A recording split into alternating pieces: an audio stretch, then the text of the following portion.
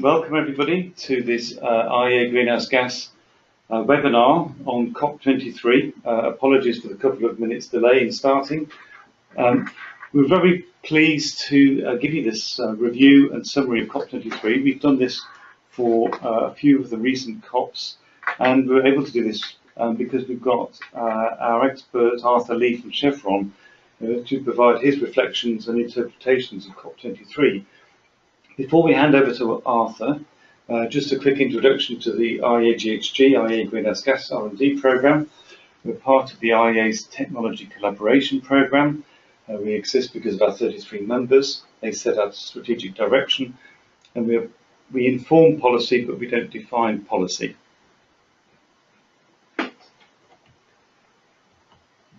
Next slide.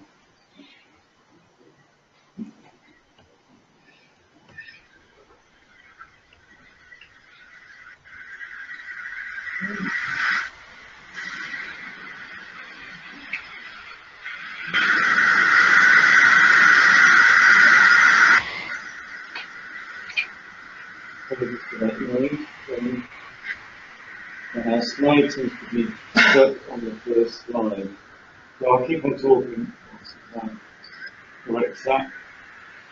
The assessment mitigation option focusing mostly on carbon dioxide.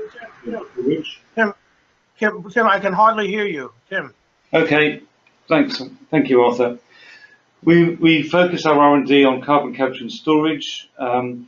We work both, we cover all the technology chain, capture, transport and geological storage, technical and non-technical issues, and we provide our members with independent technical information.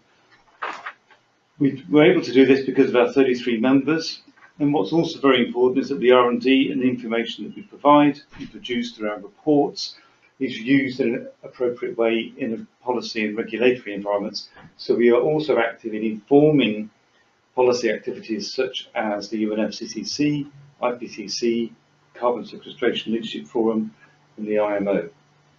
So Arthur Lee, we're very pleased to have today. He's the Chevron Fellow and Principal Advisor on environment and climate change. He's got 18 years of track record in this area. He was awarded this by the Chevron Corporation and Industry for his contributions. He's been active in many areas, including most importantly with the IPCC on the important 2005 special report on CCS, but also in the Renewable Energy report in 2011, and also as a reviewer since then as well.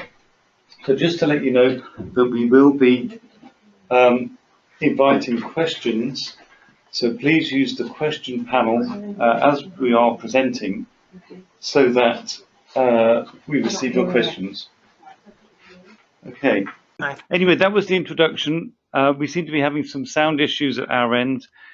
For those who can hear me, please send in questions through the presentation. I will hand over now to Arthur Lee to give us his reflections on COP23. Thank you very much, and over to you, Arthur. As Tim said earlier, I have observed many of these COPs. I can even say I started COP5. COP5 was actually in Bonn.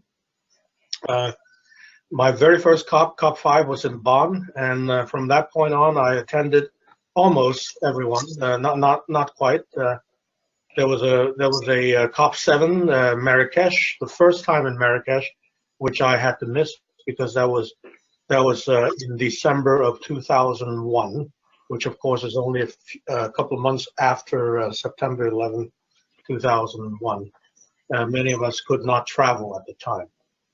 So I observed many COPs, and I can share with you some of my direct observations of the COP and give you some reflections on it. I would also highlight the fact that yes, I am with Chevron. But what I am saying here, what I'm talking to you about, are really my observations. I'm grateful for my company's support, but at the same time, these are not reflections of coming from Chevron. They're not official positioning or any kind from Chevron. I just want to make that very clear up front. Okay. I go there as an observer. at times as part of the International Emission Trading Association, which is what I did this year. I'm also an official observer from the IPCC. IPCC is the Global Oil and Gas Association on social and environmental issues. So I just want to be clear and transparent about that.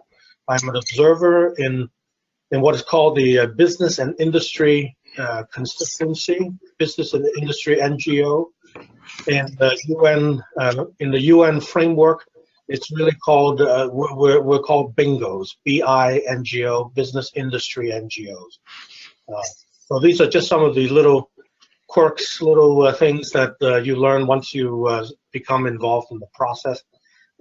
Environmental groups are ENGOs, ENGOs, and then there are also youth NGO, youth meaning the younger folks. That would be youth NGO would be the youngos, and I make that sound a little bit humorous, and it's because it was in some ways that's how it's reflected. And then the trade union movement as well is also there. So trade union would be trade union NGO or TUNGOs. So there and research industry folks that I'm also associated with, such as Tim himself from ieaghg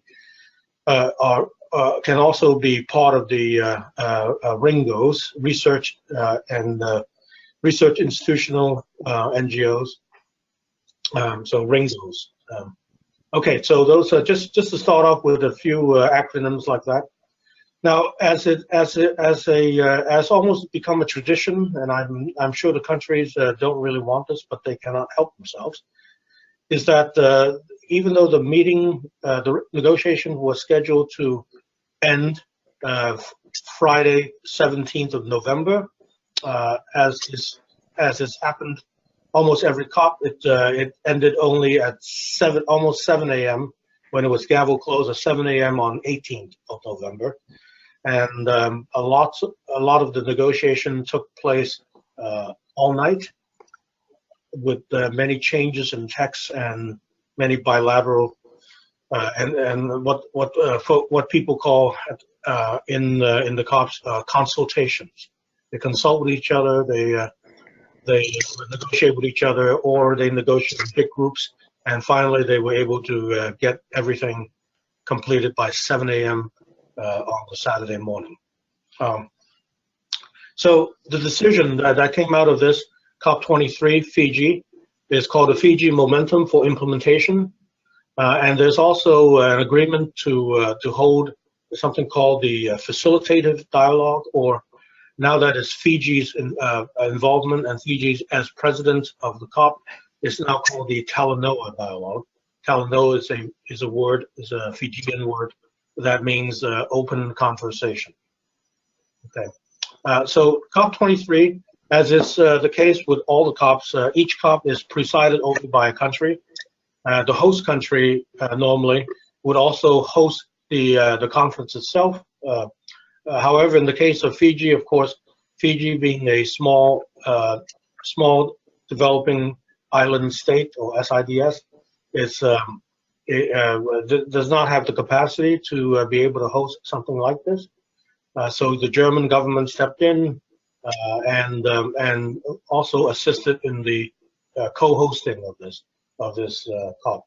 Okay, but the Fijian Prime Minister in this case, Frank Bainimarama, I think that's his name. The Prime Minister of Fiji is also the president of COP. Okay, and you can see that I don't know how big your screen is, but I've made it as big as possible. In the middle here, the COP president, that is the Fijian Prime Minister. I'm not sure if you can see my cursor, but I'm circling the person in the middle there. He is the Fijian Prime Minister. And next to him is actually the President of Germany. Well, the President of Germany, of course, is the head of state, the nominal head of state of Germany. Okay, so what was accomplished at this COP23? There were at least 4 areas that I follow in these negotiations. 4 areas that have received some level of agreement. They include what are called cooperative approaches. Cooperative approaches, for many in the business community like myself, include emissions trading, for example, okay, international emission trading. So cooperative approaches has these kind of market mechanisms as well as non-market mechanisms that would be established. And then there are also transparency framework. What the COP-21 the Paris Agreement accomplished was really a voluntary agreement. At the heart of it is a voluntary agreement made up of national contributions. However, they're all voluntary. Okay, I just want to be sure that you understand again that the Paris Agreement 2015 that was agreed to, at the heart of it, the architecture, it is a voluntary agreement. All countries, they pledge the kind of actions that they can take, the goals that they will meet, and the kind of actions that they will take, and they set that out in their NDCs, or nationally determined contribution. And you'll hear me say NDC throughout the presentation. So, however, on the other hand, while it is at the heart of it is a transparent, it's a voluntary architecture, the mandatory part, which every country has now agreed to do, is reporting. That is, they will report out on their actions to reduce emissions, to also to adapt to climate change, and that is actually done on still on a more voluntary basis. But for reporting on actions to reduce emissions, that is mandatory. And also countries such as some of the advanced industrialized countries, such as Europe, Canada, Japan, etc., would be also required to report on any financial flows, financial assistance that they would give to many of the developing countries. Okay? Global stocktake, it's also a mandatory part of the Paris Agreement. That requires, starting in 2023, that all countries meet at that COP in 2023 for the first time to review each other's progress. So the analogy I like to use, since my daughter is just started school, really, is if you are required to do, if you are told that you can do homework, and your homework is voluntary, but you do it and you bring it back to the class the next day, and you are then allowed to check on each other's homework. You check on another child's homework, and you check each other's homework. Okay, so I use that analogy not to make light of that fact, but that is essentially what the global stocktake will be. It is when all the students, all the countries of the world that are party to the Paris Agreement, they bring back their homework. They bring back what they've done, what they've done, and what they have promised to do, and they will show that to the rest of the world. And each other countries will then check on each other's work. Okay, and also in a non-punitive way, so there won't be any grading of homeworks, but they will check on each other's homework. Okay, the technology framework, the fourth bullet point I have here, it's really about technology development and transfer amongst countries. Now, the likely direction of flow of technology transfer is not always just from the developing world or north to south, so to speak. That's the parlance that's used. Nothing pejorative here, but also there's also south to south, that is developing countries to other developing countries. So that can happen as well.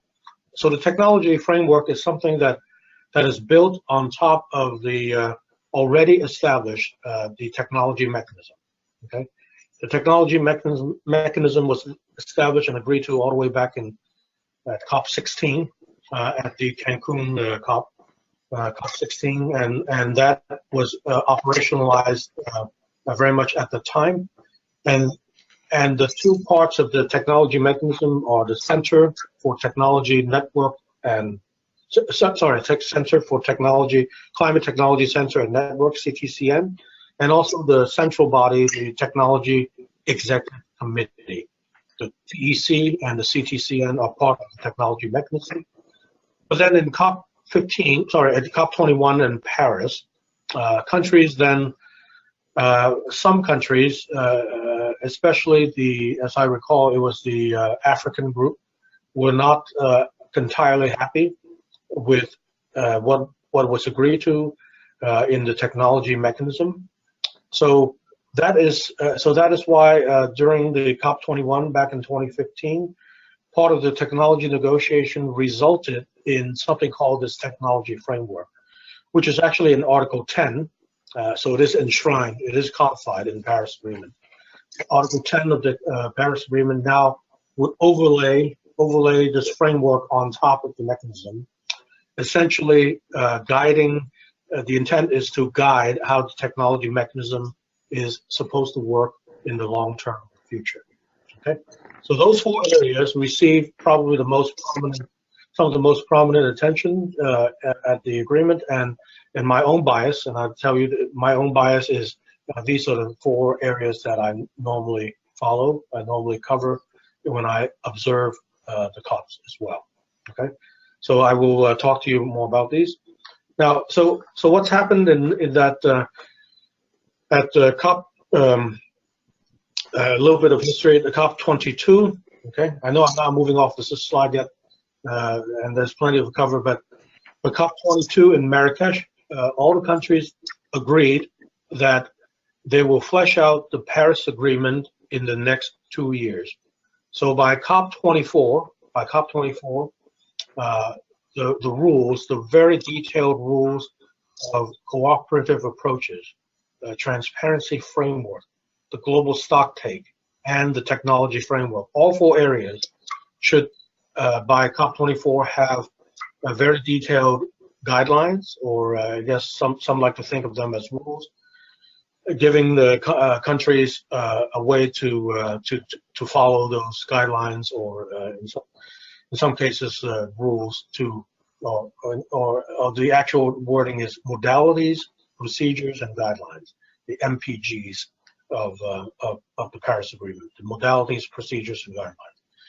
So by COP24, which will be held in Katowice, a smaller city in Poland, Katowice, Poland, COP24, all of the Paris Agreement rules or details should be fleshed out by that time. So that's what nations have agreed with each other to do. Now, at that COP, at COP24 in December of next year, they will also hold what's called a Talanoa dialogue. Okay, so there was some negotiation, but more in the terms of a consultation between the president of the COP, that's the Fijian Prime Minister, and with all the countries and the blocks of negotiating countries that were at Bonn. Okay, so he consulted with them about how that would take place.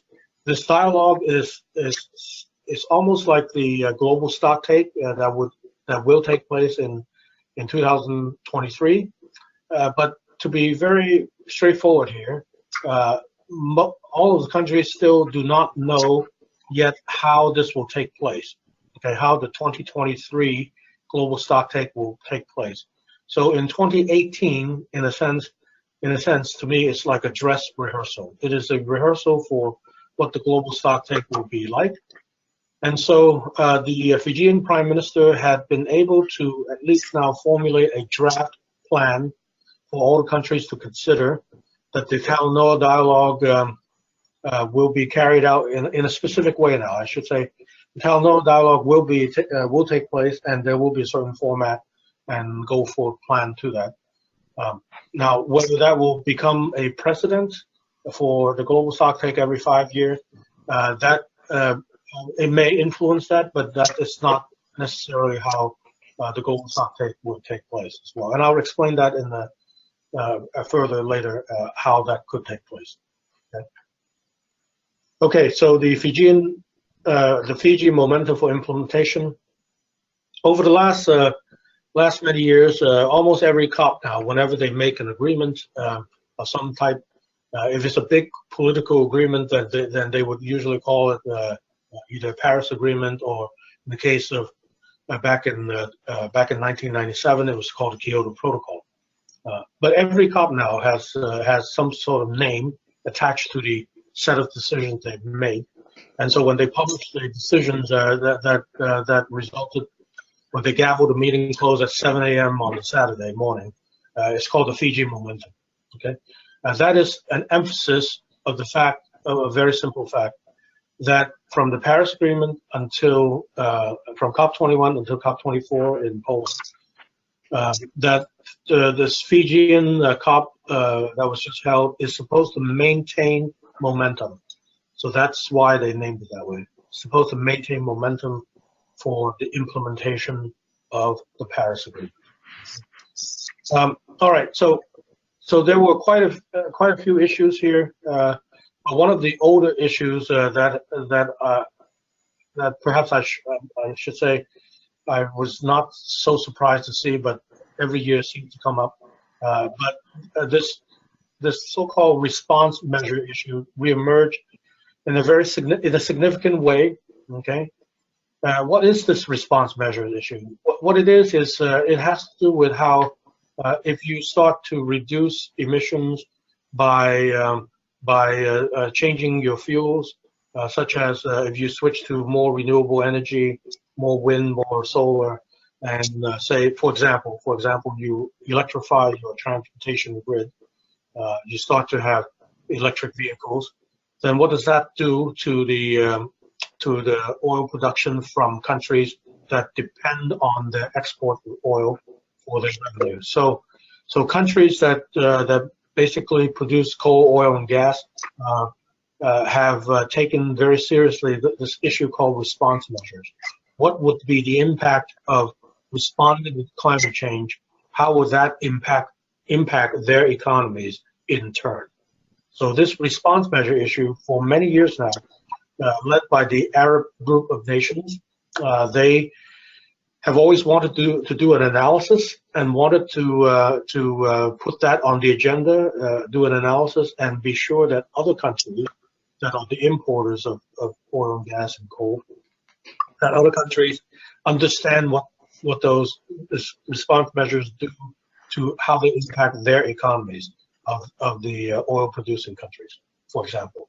So that's what has reemerged in a big way, in that groups of countries, not just the Arab countries now, but some other nations as well, have used the response measures as one of the issues to link to all these other things like cooperative approaches and transparency framework, for example, and they would link that back to those issues, so that if there's no progress on the response measures, then they would block progress on all these other issues.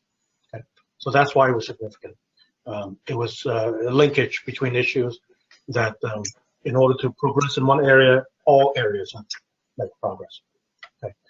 So I just want to show you this next slide here, not to bore you, but to actually illustrate to you what it means, that the things that actually happened at COP23. Okay. What actually happened in all these negotiations is this. You see the countries for a week and a half at least. We can have several hours and hours of negotiations. What they wanted to do is to be able to come up eventually by COP24 pages of text. Okay, you hear me say the word text probably many times now in the next few minutes. To get text is actually an important thing for negotiations. Text means that they will then sit down, countries will actually sit down and start negotiating the elements and the options of the text that will eventually be agreed to in Poland. Okay, so what's happened so far in COP22 and in COP23 is that these are not texts. What's happening is, what had happened is that the countries, when they get together in so-called contact groups, when a set of, say, 20 to 30 or even 40 countries and blocks of negotiating countries, when the blocks get together, they would actually start not negotiating, but discussing what an outline of this paper might look like. So this outline would, of course, as when we all write papers, we would have headings and subheadings, and then under the subheadings would have elements to what that subheading, that subsection could contain. So that's what actually happened at these negotiations, okay? So what happened is that they actually negotiated many of these elements without prejudice as to which ones will actually survive in the negotiating text, but everyone that submitted elements and ideas actually got their ideas and elements incorporated. So sections, section headings, subheadings, and elements, that's what was agreed to at this COP, okay? So I just want to show you this page. Hopefully your screen is big enough. You will see some of these headings and subheadings, okay? All right, so I said already, the 2018, it will be a Talanoa dialogue. This is, in a sense, an informal precursor to the global stocktake that will begin in 2023. Now, the reason why this facilitative dialogue, or what is now called a Talanoa dialogue, meaning an open kind of a cultural kind of conversation, a Fijian concept, this open dialogue between countries, well, I call it an informal dialogue because it is informal. It is not enshrined in the Paris Agreement. What is enshrined in the Paris Agreement, again, is the 2023 as the first global stocktake. The Talanoa dialogue was simply agreed to at Paris in one of the decisions that came out of Paris, but it was not enshrined in a legally binding treaty. Okay, so the Talanoa dialogue will have two phases. There will be what's called a preparation or preparatory phase throughout 2018. And then finally, during COP-24 in Poland, in Katowice, Poland, it will be called a political phase. Whenever I use the word political in the UN context, what that means is the ministers of environment, minister of energy, minister of finance, whoever it is that handles the foreign affairs minister, whoever handles the treaty and other kinds of diplomatic negotiations, those are the people that are called the political level negotiations, and that's what the political phase will be at COP24. Okay, so that's what the Talanoa dialogue looks like. I won't belabor the point here. Basically, there will be a series of meetings, and the Talanoa dialogue is supposed to engender, and in some countries even compel some type of local and national discussion, and that will be held by the countries themselves without any interference from anyone else. But the countries will then gather their input, and those input about their actions and actions on reducing emissions and their plans, future plans, all of that will then be gathered up in a May 2018 set of meetings. There will be an open meeting during the normal in-between period between COPs, when the countries again get together and have an open dialogue to answer three questions. The three questions are fairly straightforward. Where are we?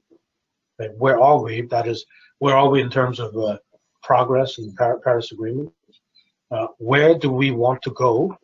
Okay, that's the second question. Where are they heading? Where do they want to go?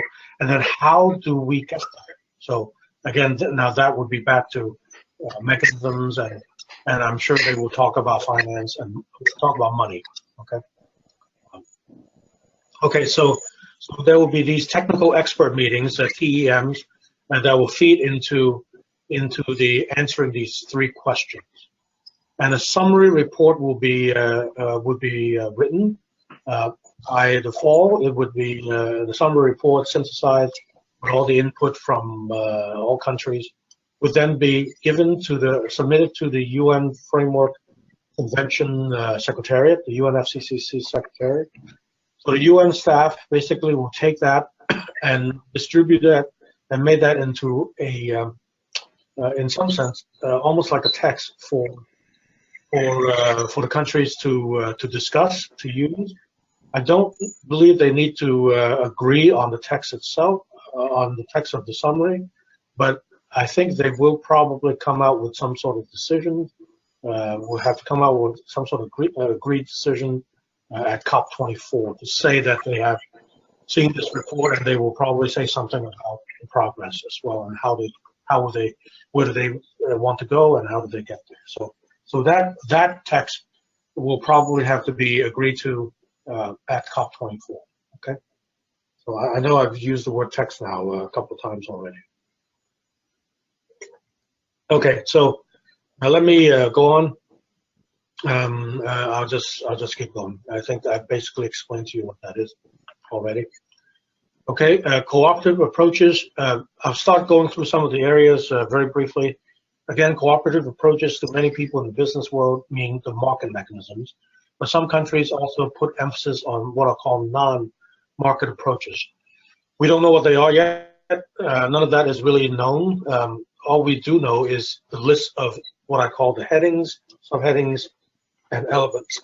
So there are stacks of papers just like that that have been produced by the co-facilitators of each of these sessions. The co-facilitator in this photograph sitting all the way at the end there, all the way in those small little figures at the end of this squarish table. Okay, so that's one of the contact groups that negotiated actually in this case Article 6. They usually open these meetings in the beginning of a contact group negotiating session, and then they will also open it up to the closing contact group meeting.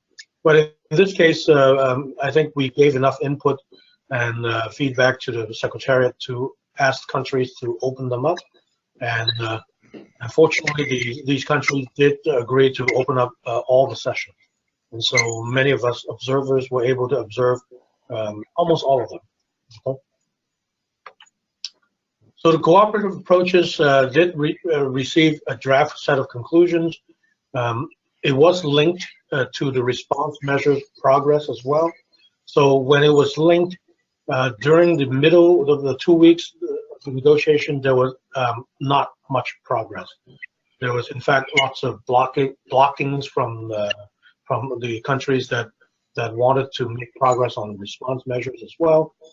So what happened then, once the countries led by the Arab group and so-called like-minded developing countries, once they got progress on response measures, they got agreement by other countries that they could do a workshop on response measures.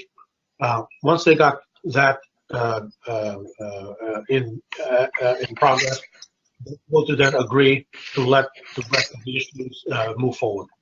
So negotiation did complete on at least allowing these headings, subheadings, and elements of these draft papers on cooperative approaches to move forward. Okay? And so the key point here is that by March 2018, there should be a draft text for Article 6.2. Article 6, paragraph 2, Article 6, paragraph 4, and Article 6, paragraph 8. Okay? 2, 4, and 8 are important to people like me because they actually spell out the market and non-market mechanisms. 4 is actually the market, 8 is the non-market, and 2, paragraph 2 is all about accounting. Okay, there's still disagreement between countries about whether 6.2 and 6.4 actually mean two different kinds of market mechanisms. There's still actually some wide disagreement on that as well. I won't go into detail there.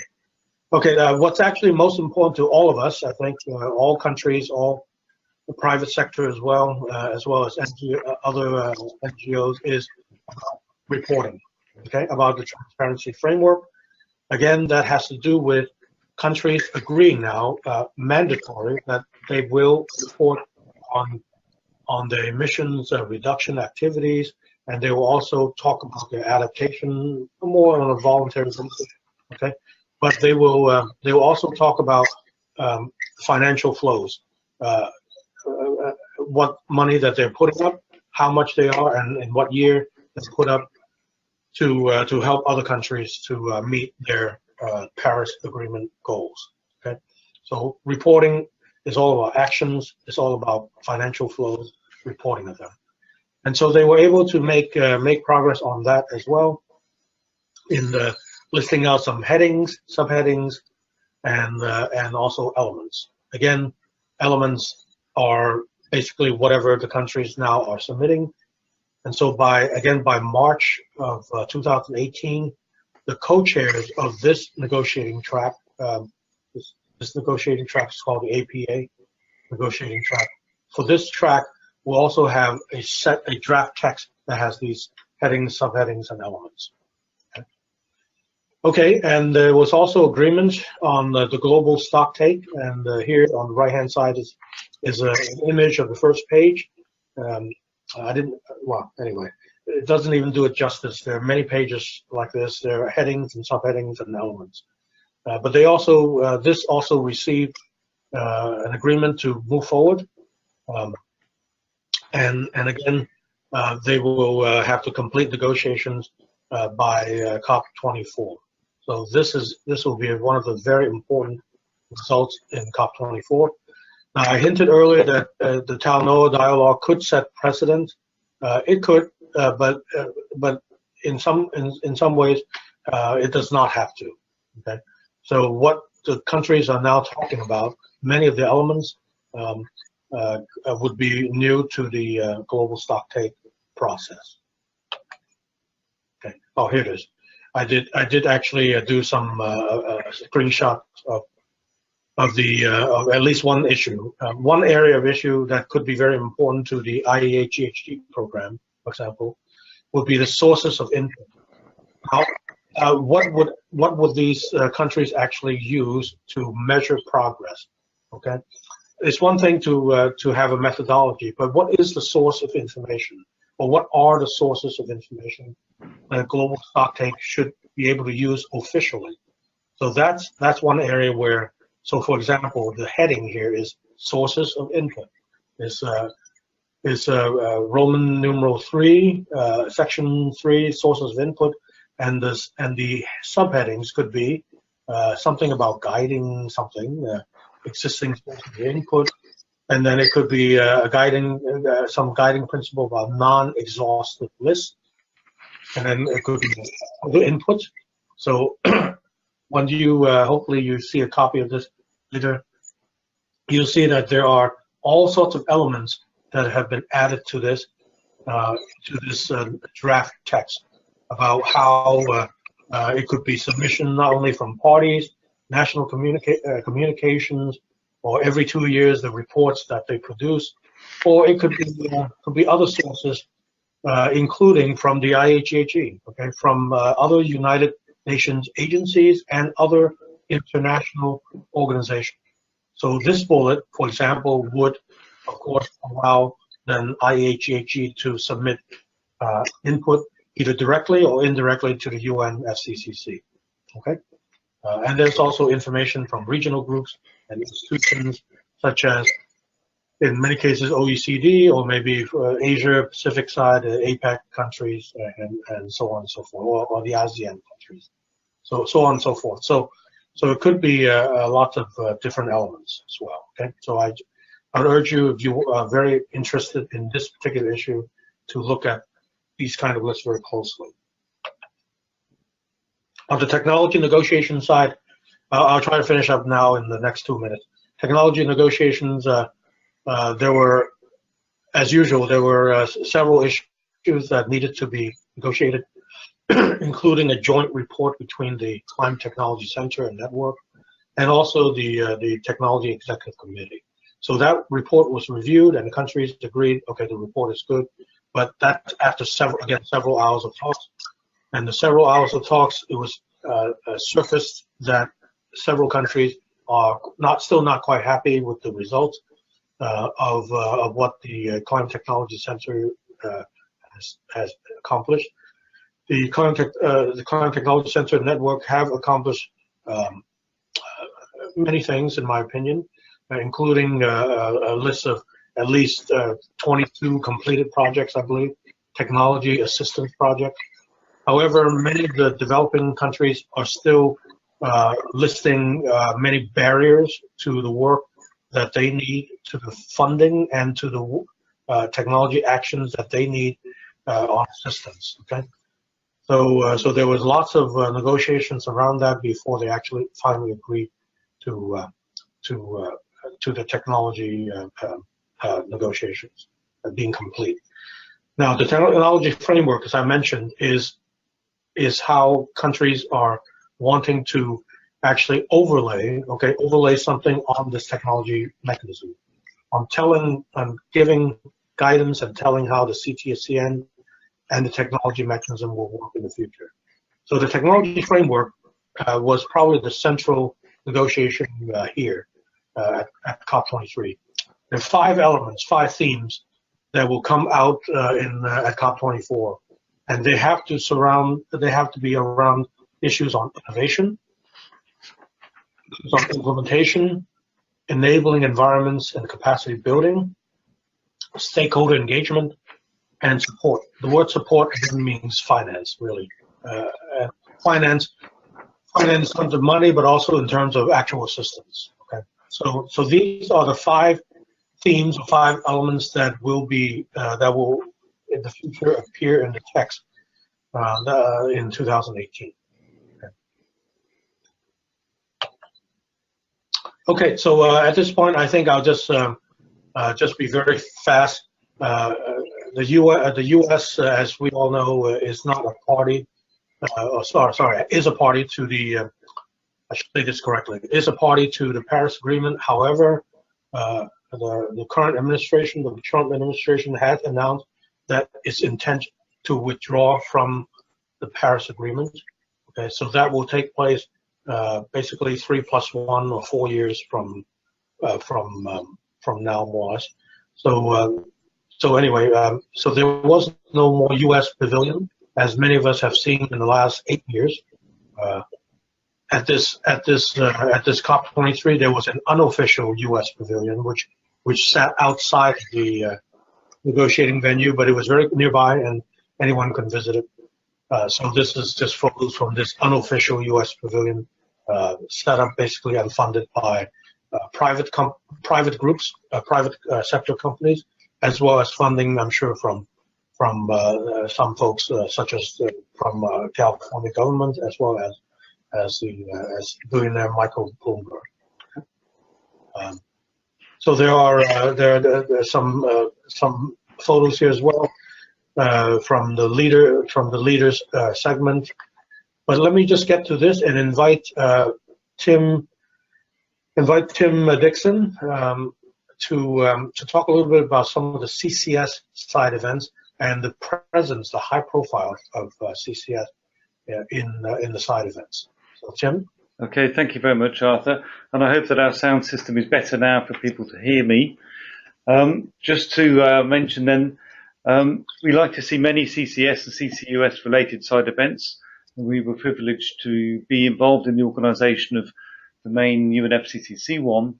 And we made this focused upon the interests of the hosts, Fiji, on oceans. And there was a strong correlation actually between CCS and oceans. There was a history in the London Convention and the amendment there for CCS. So we drew upon that and updated with the latest information on the impact of CO2 on the oceans through ocean acidification. It's a very serious issue and one that does require action on CO2 levels in the atmosphere, irrespective of global climate change. We were also lucky to have the perspective of a small island state, not Fiji, but Trinidad and Tobago, and the work they're doing in looking at CCS and CCUS for there. And so we took that along with other developments from the USDOE's programs, offshore CCS developments, and learnings from Boundary Dam, combined with dealing with waste streams with CCS on, infrastructure needs to scale up CCS to achieve 1.5 degrees C, and the interaction between CCS on complex energy systems and renewables We packaged all that into 1 hour and 50, and we had good attendance and IISD coverage. So thank you very much to all those who spoke and contributed, and all those who attended and gave questions. Did you want to, and there's the link to the IISD coverage as well. So Arthur, did you want to talk to the other side? I can show some additional photos of other CCS events, but yes, Tim, of course, this is the one that was officially recognized by the UNFCCC, and what that means too is it has official endorsement and of having this event, but also having the announcements throughout the entire venue of this event. Okay? Now, something that you should know, those of you who have not attended COP before, or maybe not have attended so many, like Tim and I, is that at these UN negotiating sessions, there's also usually a large area reserved for NGOs of all kinds. Okay, like I said before, the Tongos, Ngos, Bingos, all of us are in this area. Not only have booths like this. This is Tim and Catherine Romanek from the University of Texas at the ieaghg stand. This is like an exhibit. So if you're like me, who's attended some trade shows, it's almost like a trade show. It's like a festival, if you will. And at the same time, having these booths, you also have side events that Tim just mentioned. Now you have official side events, but you also have all of these side events held, hosted by all groups, all kinds of groups out there. And in this case, this side event, I forget exactly who actually hosted this, but certainly the China's National Development and Reform Commission, NDRC, was very much involved. The China Guangdong CCS Center, Xi Liang, here, I can see him here. Mike Munir was participants. And I think you were also a moderator as well, Tim, in this one. John Stowcroft from Global CCS Institute, for example. All of these, this was a CCS side event held at the China Pavilion. Okay. I'm with IPCC, the Oil and Gas Association, and this is the IPCC Secretariat staff, Lorena Bajo from the IPCC, also talking about CCS. So there were more than 10, and maybe even more than a dozen CCS, a fairly high-profile, very well-attended CCS side events. Okay. And this is another one. Tim, I think Tim was involved in this one as well. That was held in the EU Pavilion. So companies like Heidelberg Cement, research groups such as the European Energy Research Association. The Norwegian speaker here, she gave a talk about, of course, the past and future of CCS in Norway, for example, zero emission platform, etc. So these are photos. I'm just showing some photos just to give you a sense, give you in the audience now a sense of the scale of these COPs. Countries like Thailand had their own pavilion. This is a photograph. Indonesia had their own pavilion, and of course there are lots of briefings, side events, and briefings from countries. This is the Canadian delegation. This is the all-women leadership from the Canadian delegation. The Catherine Stewart, the head of the negotiators, and also Catherine McKenna, the Environment and Climate Change Minister. She would be the political level. Gave several briefings during the COP, and as has always happened, there are always protests and demonstrations. They are allowed. They are watched over very carefully by UN security, but they certainly were allowed at this particular demonstration. This one, many of us tried to get inside, but we could not, so we were blocked from doing so. This was actually the official U.S. side event that was blocked by actually a large group of protesters who sat down and started singing. Okay. Ho Sung Lee, the head of the IPCC, was there, for example, and these are just some photos from around the venue site. Okay, so let me just end there and take some questions. Tim. Okay, Arthur, thank you very much. indeed for that explanation of quite a complex environment, and thank you for the explanations of the terminology and the acronyms as well. And actually, I should just sincerely apologise, Arthur, to you and to the audience for the sound issues we had at the beginning. I know your time is very valuable, and we took too much of it up then in resolving those. But thank you very much for being patient with us. At least we weren't a COP-23 running over by 7 hours. Right. So we've got some questions coming in. The first question is, with the TEM, which is now known as the technical examination process, but who is in charge of the TEM process running going forwards? You know, thank you for that question, and thank you for correcting me, actually.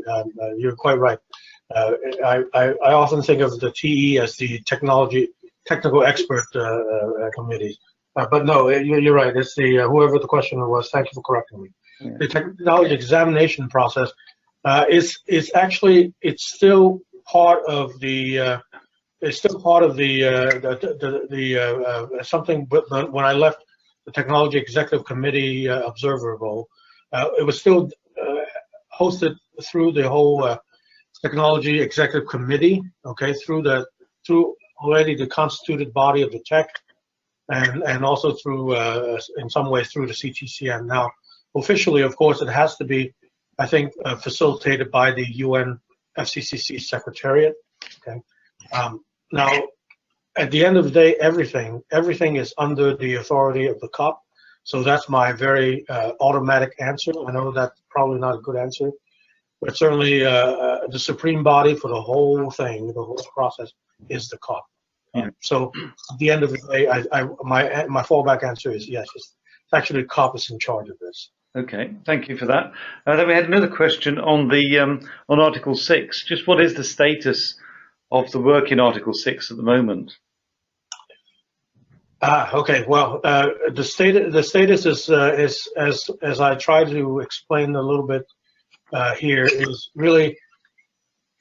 It's lots of elements, and I think no one can say for sure which elements will be the ones that will be consolidated and will converge on. Okay, that's my fairest answer. Okay, my more biased view would be, I mean, and I'll be very clear on that. My more biased view is that there will likely be some divergence of 6.2 and 6.4, okay? Because I think many countries during the Paris negotiation, at least back in 2015, recognized that 6.2 really is about accounting and about not only accounting, but also allowing countries to set up their own bilateral or even club of countries to trade emission, for example, or trade any kind of mitigation action between countries. The terminology for that is internationally transferred mitigation options. Okay, ITMO, ITMOs, ITMOs. So those internationally transferred mitigation obligations would be under 6.2, and they could be allowed in between any country. 6.4 is actually some people have started calling it the Sustainable Development Mechanism. The nation of Brazil, for example, is very keen on building off of what the CDM has been for the last 10 years. So that's why the 6.4 actually spelled out in the paragraph itself something about sustainable development, that the cooperative approaches need to also meet the objective of sustainable development. So 6.4 would likely become a separate mechanism, okay? But the status of the work is, that's exactly what it is on these pages. They look like elements, and that's what they look like. They have headings, subheadings, and elements. And so far, the elements don't give away at this point how the text would eventually turn out. Okay, thank you, Arthur. And then just a more general question on how do you see the negotiations playing out on the details of the Paris Agreement? Do you think it's going to be on schedule for COP24? I think that in all the years of observing this since COP5, I would say that yes, eventually they will get there. Um, they have added what I did not say, and I should say now, is that the countries themselves realize that having the normal April-May sessions, or even sometime May-June session, having that mid-year session of 2 weeks, in addition to the usual COP sessions 2 weeks at the end of the year, are simply not enough to negotiate something as big and as detailed and as complicated as all of these issues, okay, from transparency to cooperative approaches to global stocktake and also technology. And then there are a whole host of other issues as well that I haven't even mentioned, including something called the Warsaw International Mechanism for Loss and Damage. That's also a fairly controversial issue that I haven't even had time to touch on. So they will need 2 more weeks. Excuse me, they will need at least 1 more week, maybe even 2 more weeks in the fall. Okay, before December, between May and between May and December, they will need possibly another at least 1 week, maybe even 2 weeks to do this. But what that means too is just like anything we do in life. What that means too is the UN framework, the Secretariat, the UNFCCC Secretariat, will actually come out with a call for funding, I'm sure, to ask countries to donate money, literally donate money, extra money to hold those sessions. Just like us, many of us who have to travel to these things, we need money, we need budgets. The UN literally, they tell everyone that if we need to add session, then you will all tell all the countries, you will all need to think about how much money to donate and whether you can donate money to let us have these sessions. So. Yeah, thank you, Arthur. I think for the purpose of time, we did start a bit late, and we've allowed it to go on a little bit late to make up for that. But I think we'll draw it to a conclusion now. Just a small correction on the China Pavilion event. I wasn't a moderator in that, unfortunately. It was a very good event. Mr. Sun from NDRC was the moderator there. But I recommend anybody who has any records of that. It was an extremely good event, covering many developments that there are in China on CCS and CCUS. Right. Tim, you were everywhere. That's why I thought you were there too. Yeah, I've spoken to a couple of others, but not that one. But thanks, Arthur. So, Arthur, thank you so much for your explanation and your review and your summary of, it is a complex area. It is incredibly important because it's the future of the planet being developed and negotiated here. And there are so many negotiation streams, and you do amazingly well to cover the ones that you do. I don't know how you can be in multiple places at the same time, but you seem to be able to do that. And you give an excellent explanation and summary of it as well. So thank you very much for doing that. And thank you to Chevron for sending you there as well.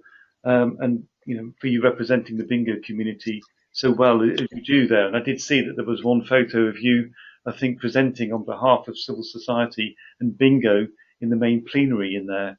So you slipped that one in without mentioning it, but credit where credit's due there. I think it was the one before that, one back. And in fact, well, you've gone past it, I think. And it's okay. Yeah, it's okay. I don't think in this deck I actually showed myself. That's fine. Yeah, it was your view from the floor, looking forwards. So just to say then that this is recorded. We will be putting this on the YouTube site for people to watch, who weren't able to watch at the time. Thank you very much to everyone for listening and persevering with us as we resolve the technical issues. That's the view on the right. So that's Arthur's view as he's about to speak to the plenary. So he's got an audience of 195 countries there that he's speaking to.